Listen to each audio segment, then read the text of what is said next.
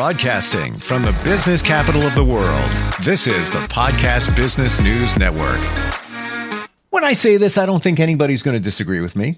That Hawaii is one of the most beautiful places on the earth, and stands to reason that is why many people love to go there to start a new journey, i.e. a wedding. How do you do that? Seems like there's a lot of pieces to that puzzle. Well, you reach out to the woman behind Simple Kona Beach Weddings because she's the professional of the year here, and she's going to help you with that. I'm talking about Becky Ringler, who is back with us. How are you doing today? I'm great, Steve. Thank you. Good to be here. It's a beautiful day here in Hawaii, as usual. I say as usual, when the volcano, we've had a lot of eruptions lately, and it can cause some interesting weather patterns, but today is a beautiful day. Yesterday was a beautiful day. And even when we have a little rain, even with those disruptions, it is like, I would say, more beautiful than still most other places. And we've said this before, but I'm going to say it again. With the volcanic eruptions, this is not something where there's lava flowing everywhere. Run. No. It's actually pretty spectacular right now because it's all contained in the caldera, which at Kilauea, which is the volcano down to the south. There is a little town nearby, but all of it's contained in the Volcanoes National Park currently anyway. And you can safely go and view it. And it's like apparently the most spectacular eruption since the 50s, since 1950 something. Huge fountains of lava going up 1,000 or more feet in the air. I mean, just really spectacular. Wow. And then this is like, I consider this a really great eruption because it'll do that for a couple days and then it stops. And then the air is like it usually is, really clean and clear and sunny and bright. And then often when the eruption starts again, we get a little bit more maybe volcanic fog, and we might get some extra rain. But typically still, by the way, for those worrying, it's still nice at sunset typically for weddings. I don't know why, but that's just a thing here. It's usually nice in the morning and at sunset, almost like I would say 99% of the time. And that's what I do weddings. So, anyway. Tropical climates are so interesting. I was in the Caribbean recently, just took a couple of days. I just wanted to read. I'm not even kidding. Just read and just relax and just, kind of chill back. And, one day the forecasts were like rain coming tomorrow, but it rained for 15 minutes and it was cloudy for a few and then it was okay. So it's, I'm sure, those who are getting married there might go into mild freak mode when they see the forecast, but it's very changeable. That happens all the time. Actually, I just got I'd say every week I get a mild freak out letter from a bride. It's like, I'm looking at the weather and I'm so scared. And I was like, look, I have a little email now that I send to remind people that it's okay. I've been doing this 10 plus years now. I've only had to change because of rain 3 times. Wow. The weather never accurate. And a 35% chance of rain is 65% chance of sun. So let's think about it. Let's look at the glass half full. Just don't fret about it. Plus, days ahead, it's when is that rain happening? 2 p.m. or something, not during your wedding time. So, anyway, wow. I feel like we talk a lot about the weather, but the weather, because everything's outside. Why are people going there? Because the weather is so unique and wonderful. And, when you say you've only had to change it up 3 times due to the weather, that's out of hundreds of ceremonies. Just saying. Oh, yeah. Over 700. Yeah. Mm-hmm. Okay, there you go. It speaks volumes. One thing that we never, and by the way, I just want to throw out there, instant feedback, steve@gmail.com. If you have a question, some feedback. We've never talked about attire. We skimmed that a little bit. Can we go into that? What can somebody wear? What should they wear? The wedding party, all of that. Yeah. Let's first talk about the bride, because I feel like this is a big, but all of these things are good questions. The number one thing I always say is that you need to do what you're comfortable in. So, you can wear the most formal dress as you wish if you want to on the beach. But also you really want to think, we did touch about this before, it can be really hot here. So you want to think about the layers and are you going to be comfortable? And we also, on our beaches, our sand has a lot of little pieces of coral and pieces of lava rock and twigs. And if you wear a long train, it's going to pick everything up like a net and get caught on things. And so I always recommend, that you either have somebody to carry your train if you have one, or you can bustle it, or you try and avoid something that's really brushing the ground. Or if you do that, it's a silky, smooth material rather than lace.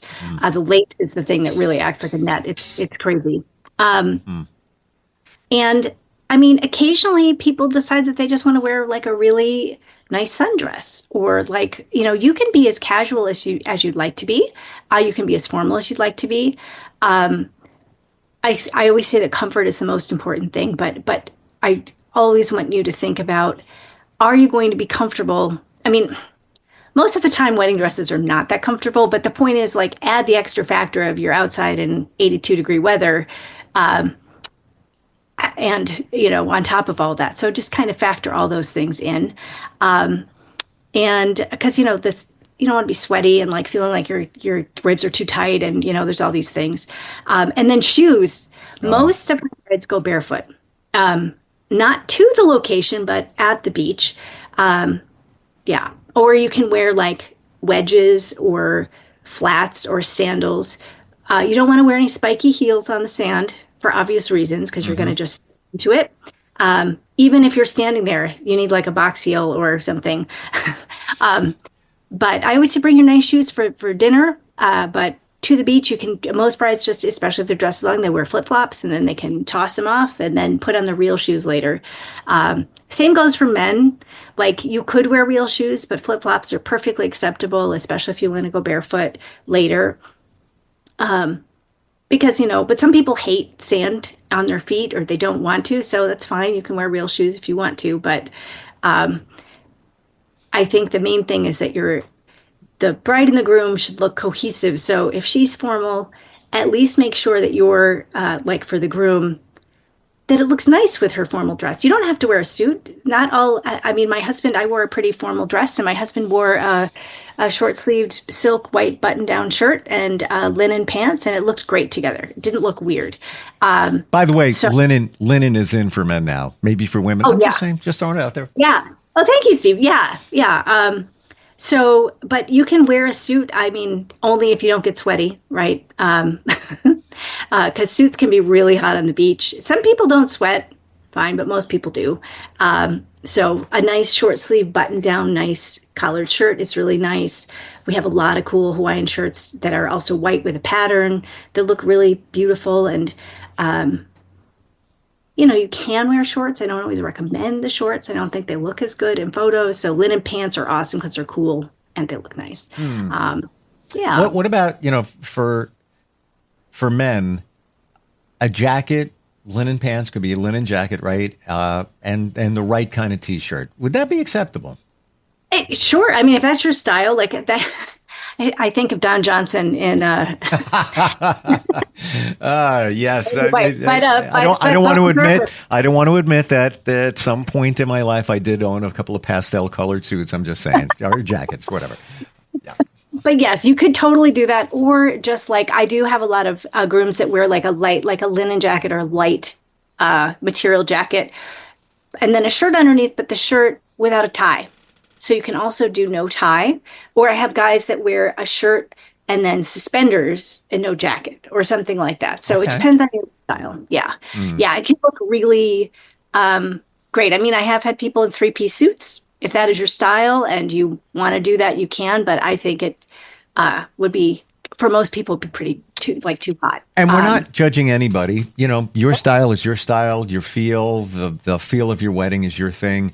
But this is a very much more casual feel to a ceremony. So for me, it kind of translates to, maybe not the 3-piece suit. Yeah, jacket. Totally. You want a little, if that's your thing, a little formality, if you will. But I feel there's ways, for a man to dress up a suit, even just adding a pocket square or just something something that's a little more chill can elevate it, but you're not going to sweat, big time. Absolutely. Yeah, that's a huge thing. And the other thing is, of course, you're getting lays. Sometimes there's a boutonniere in addition to a lay, but most of the time you don't need that. The lay really makes the outfit, so to speak. And so you want to think about that. And I think you're right. I have had, this is back when I was doing like really, my business model was a little bit different. And I did, when I was first starting out, my weddings were very inexpensive. I did have people show up in like dirty shorts and t-shirts like once or twice. And I always look really nice. And I felt embarrassed for them that they were so underdressed. But I was like, hey, man, it's their wedding. Like, if this is what they want to do, this is how they want to do it. That's fine. I only felt like it felt weird because I felt so dressed up compared to them. And usually I just am wearing like a long strapless dress of some sort. I have more fancier ones if your look is more formal. And then I have like more casual, beachy ones if your look is a little more casual. I always ask also what they're wearing so don't clash, especially like if they have a wedding party. I don't want to clash with what everybody's wearing. So, but here the style is really, generally speaking, more relaxed. It's meant to be a little less buttoned up. And you can even have that less buttoned up feel on the groom's side. And the bride, if she wants to wear the biggest dress ever, she doesn't have to, but if she decides to, it still works somehow in Hawaii. Okay, you know what? Thank you for saying that, because I had that visual, and I wondered, and some men were like, well, I don't want to wear a suit, or I don't want to get dressed up. I'm in Hawaii. I'm going to go snorkeling after we get married, whatever it is. It's almost like just about anything goes. Phone number, want to give that out, 631-319-6275. Instant feedback, steve@gmail.com. This is Marcy checking in from Ridgefield, Connecticut. She says, have you ever done a theme wedding? Years ago, I was at a tie-dye wedding, and I'm looking to get ideas. Oh, yeah. I mean, we have done themed weddings. We have had couples that are really big sports fanatics, or I would say the most memorable one that we did. This was obviously years ago when Game of Thrones was on, but this couple eloped on, it was on a leap year, and they really wanted this sort of like Game of Thrones themed Hawaiian wedding. Because our theme is usually Hawaiian, like that's where we go, but we can add in little things. So in that case, I changed up the vows a little bit, and we did some special things for them to incorporate this sort of feeling of Game of Thrones. And they also had outfits on that sort of gave a nod to Game of Thrones. So there are lots of ways. I always say ask, and then we'll figure it out together.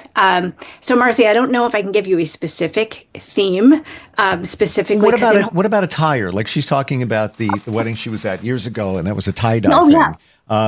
What about things that the couple and or the wedding party all wore at the same time? Yes. So thank you for that. And by the way, oftentimes the theme here is like Hawaiian shirts, right? So everybody wears Hawaiian shirts, and the women all wear Hawaiian dresses. I'm going to interject here. For me, kind of a little played out. I'm just, for that's my personal opinion. It can be, but you're in Hawaii and people anything love that. Goes. Yeah. Yeah. So that's one thing. Otherwise, obviously people pick a color. You can do, I have done like sports teams, like they're really huge sports fanatics, and they wear those colors, and maybe some of the people were wearing the jerseys or attire there. Sure. You can, I think the main thing is sort of like, you want to do it so that whatever it is, it looks really nice in photos. So that's sort of the idea. Personally, I think, lots of times people go with all white. I think that's weird at a wedding if everybody's wearing white.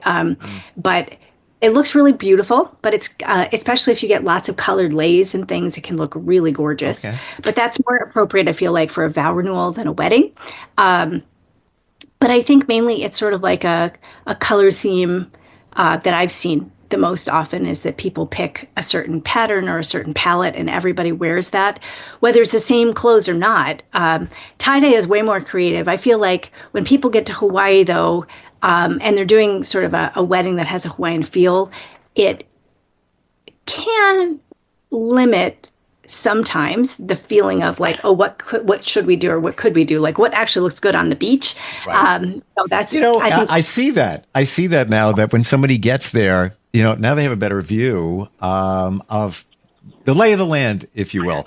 Going to grab a call. Hi, can you hear us? Oh, yes, I can hear you. How you guys doing? Doing all right. Who's this? Eric. Oh, I'm sorry. I didn't get your name.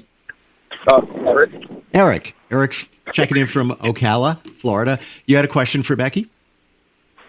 Yes, I did, Miss Becky. So my fiance is looking to have like a destination wedding. She mentioned like PR. She mentioned, I believe like Cabo. But what are the ups and downs? Like, I'm a little skeptical about it. So of Hawaii, or because I can't speak to Cabo or Puerto Rico, or do you just mean destination weddings in general? Just like destination weddings in general, since she wants to have it like away. Like, I'm a little skeptical about like having it away because I don't really know anybody that had a wedding that's away before. So I was just a little skeptical about it and wondering like, dang, what's the ups and downs about it? Like, what's the highs, what's the lows on trying to have a wedding away? Sure. Yeah, that's a really great question. And first of all, it is a great idea. It's really fun. But the main thing is that you need somebody on the other side who can guide you. So that's why people call me, because I live here and I understand it. And I got married here in Hawaii before I lived here. So I understand how it can feel really nerve-wracking, Eric. So that's a pretty normal feeling because you're like trusting somebody thousands of miles away in a place maybe you've never been.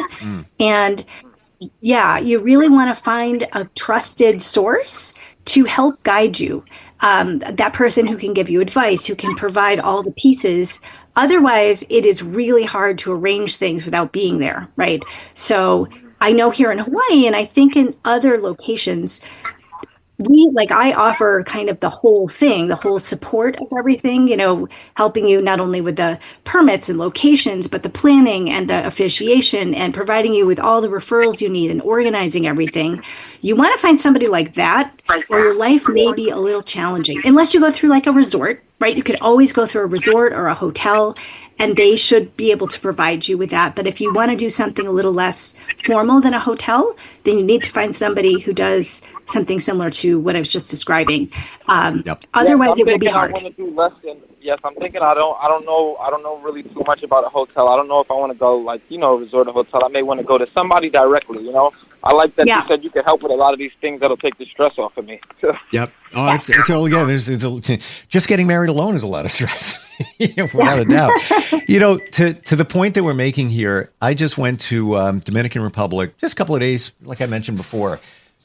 One of the best parts about that trip, you want to know what it was?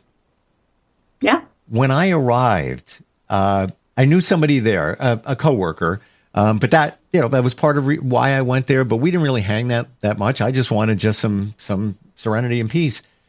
He had a driver that he uses, and that person was right there at the airport. Best guy in the world, Javier, and I felt like it was almost like family welcoming me. You're in a different land, and getting off a plane, like where am I? Where am I supposed to go? What am I supposed to do? That's you. That's how I view what you do. You have a connection where you feel comfortable. And Javier knew everything. I'm like, where do I get? I need to get some food. I want to get some groceries. Yep, got you right here. What if I want to do this? Got you right over here. Got this, got that. You're that person where that's the comfortable aspect of it, where it's a trusted source and just somebody that you can lean on. And short of a resort or a hotel, where are you going to get that? Yeah, and that's what you really need. I feel like people say, "Oh, it feels like I have family there." Like that's how I want people to feel, like they can call me for anything if anything comes up. Usually it's wedding related, but they know that I'm here in case anything, occurs. And we have a great familiarity, which feels really wonderful. And so, Eric, you'd want to look for somebody who can help you with that, or just somebody who can guide you, because otherwise it will be harder and a little bit nerve-wracking. So look for somebody who can help you with all the things, and that will make it easier. Sure. The person should help you when you get off the phone or Zoom or whatever you have with them. You should feel like I can breathe now. Yeah, that's how they should feel. 100%. Have you ever had a time where somebody made a radical change to their plans once they got there and saw what was going on, the vibe, maybe where the ceremony might be, and then they kind of changed things to make it fit because they just felt we need a change. Anything like that, even stand out for you?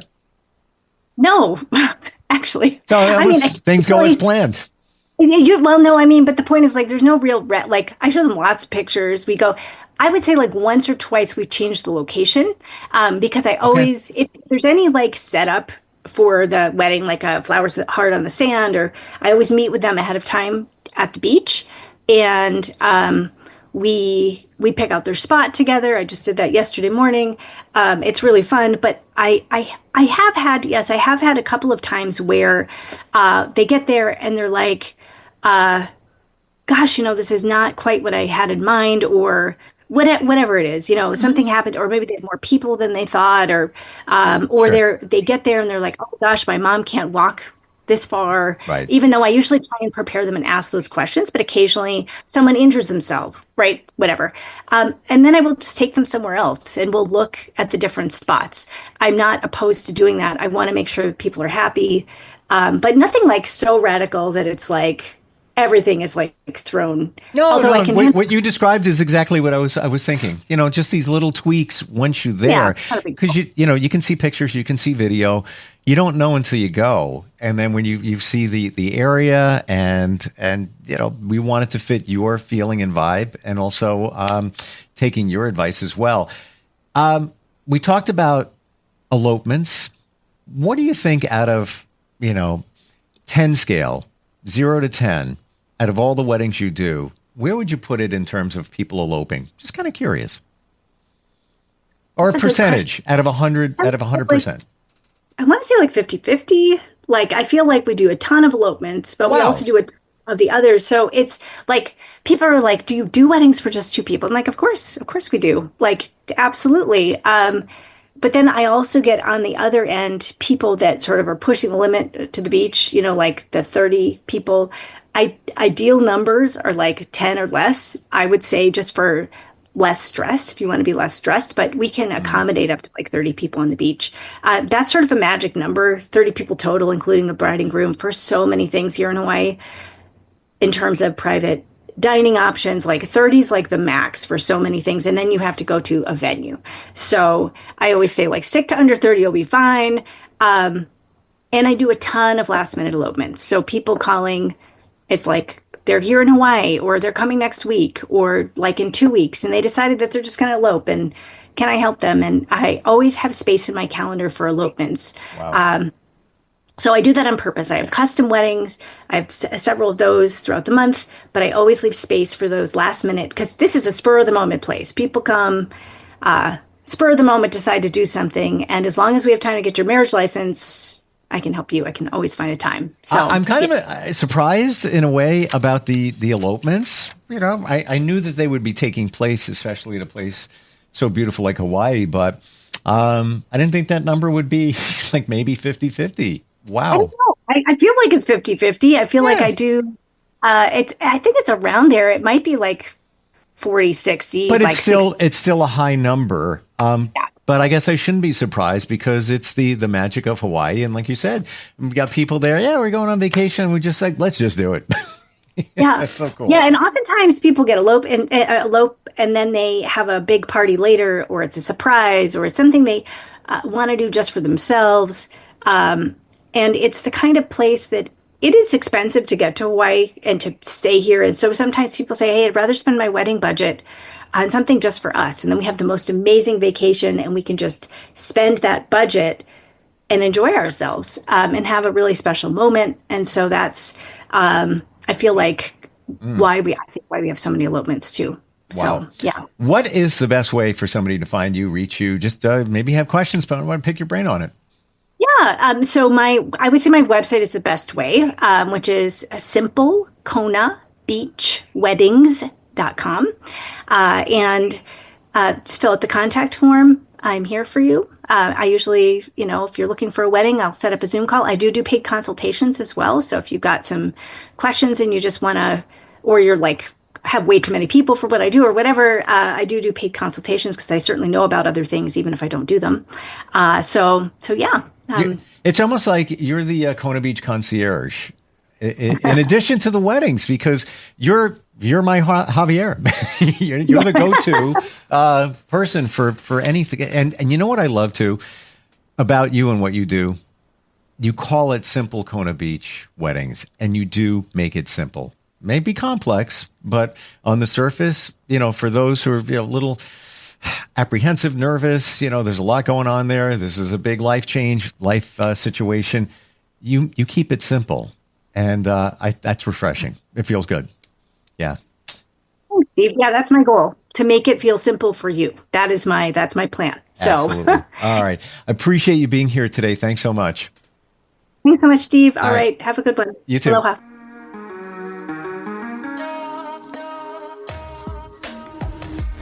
Broadcasting from the business capital of the world, this is the Podcast Business News Network.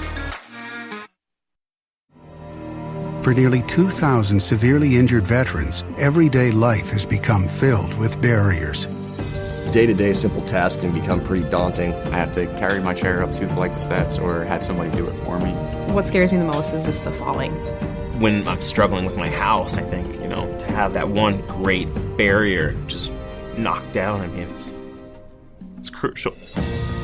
Home for Our Troops is a wonderful nonprofit that builds a mortgage-free, fully adaptive, handicap-accessible house. And there's no catch. It'll be our very first home that we've ever owned. This is a game changer. This is where your life begins again.